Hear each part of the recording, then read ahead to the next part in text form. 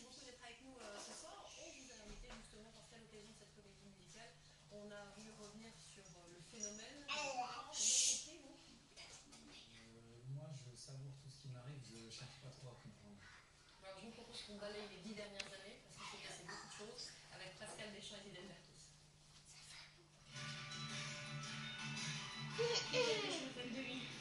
Oh là là. Et pourquoi? C'était ma carte d'anniversaire, ça faisait 9 mois qu'on attendait. C'est ça bien. Même les mamans s'amusent autant que les enfants. Les filles ont l'âge de sa carrière, 10 ans. Les mères sont devenues femmes sans en avoir l'air. 10 ans, c'est peu et c'est beaucoup pour un enfant de la télé-réalité devenue star. C'est l'histoire de Mathieu Tota qui a choisi Pokora comme nom d'artiste. Ça veut dire humilité en polonais, le pays de son père, et qui pourtant n'a jamais manqué d'ambition. On a envie que dans 10, 15, 20 ans, ce soit nous les Bruel, les Goldman de la future génération. Un gamin qui truque sa date de naissance pour participer à Popstar et qui gagne la finale alors qu'il vient de se faire virer de son lycée.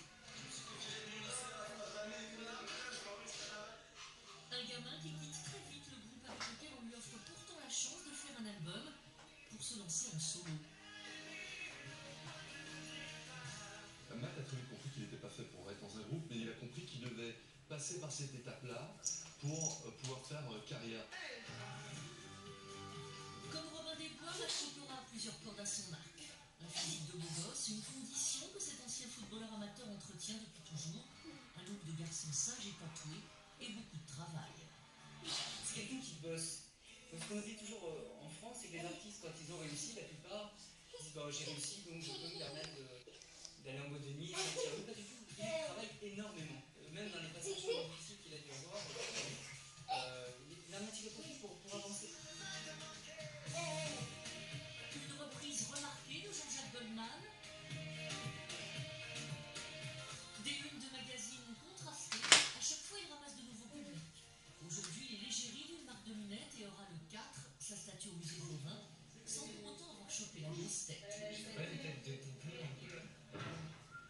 Après une tournée triomphale, il se lance un nouveau défi. Un spectacle musical avec une jeune troupe. Un jour qui se rêve en est l'un des tubes. Nul doute que Matt Pokora a encore beaucoup de rêves comme celui-là en réserve. On va revenir un peu sur tout ça, beaucoup de travail, surtout ces 10 dernières années. Ouais, beaucoup de travail, parce que je pense que, comme j'ai toujours dit, pour durer, il faut se remettre en question, il faut essayer perpétuellement de surprendre le public. Et c'est ce que j'ai toujours cherché à faire, évoluer avec mon temps, mais en même temps toujours surprendre à chaque projet. Donc vous mettriez plus la casquette sur le côté, c'est ça? La casquette sur le côté, ça c'était mon petit frère, on va dire. Comment surprendre le public? Comment surprendre le public? C'est justement en essayant de se réinventer, d'aller vers de nouveaux challenges, comme j'ai toujours essayé de le faire, essayer d'évoluer album après album, artistiquement. Là, pour ce qui est de Robin des Bois, voilà, je voulais un nouveau challenge, quelque chose de nouveau, me mettre dans la peau d'un personnage sur scène, apprendre à faire des acrobaties, des choses que j'avais jamais faites auparavant. Donc toutes ces choses font que voilà, ça demande beaucoup de travail. Vous avez 28 ans, vous les avez eus jeudi. On a vu d'ailleurs dans le sujet de Pascal Deschamps que vous avez déjà un biographe. Il y a beaucoup de gens qui ont le double de votre âge qui n'en ont pas encore. Il a parlé de passages difficiles que vous avez dû surmonter aussi, lesquels? Ça a été on va dire, il y a 4-5 ans, quand j'ai enregistré un album, c'était sur mon 3e album, j'ai enregistré un album anglais qui n'avait pas eu le succès escompté, en tout cas en France, et c'est vrai qu'il y a eu un petit coup dur à ce moment-là, parce que j'étais plus trop en odeur de sainteté, on va dire, et j'étais plus trop la priorité des médias, ce qui fait qu'il a fallu se remettre en question justement et remonter les étapes les unes après les autres pour en arriver là aujourd'hui. Alors aujourd'hui c'est fait, effectivement. En plus des disques qui se vendent très bien maintenant dans un marché tout en morose, même s'il relève un petit peu la tête, il y a cette comédie musicale. On va regarder un extrait du clip de Robin des Bois.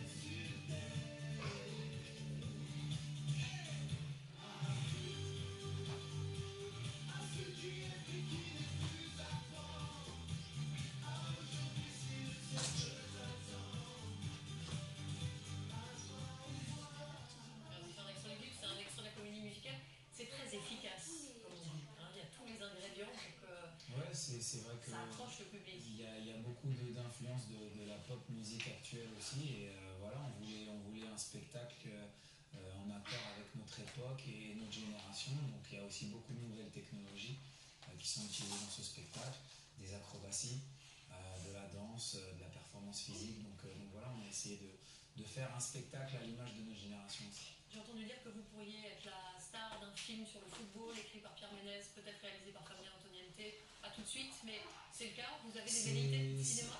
Ouais, c'est vrai que le cinéma, c'est quelque chose qui me plaît beaucoup, qui m'intéresse. Il y a eu des propositions, pour l'instant, il n'y a rien de concret, il n'y a rien de fait, mais voilà, comme je dis, chaque chose en son temps. Pour l'instant, jusqu'au 30 juin, je suis avec Robin des Bois, je me consacrerai qu'à ce spectacle. Et après, advienne que pourra, mais en tout cas, le cinéma, c'est clair que c'est quelque chose qui m'attire énormément. M. Pokora, Robin des Bois, jusqu'en juin 2014.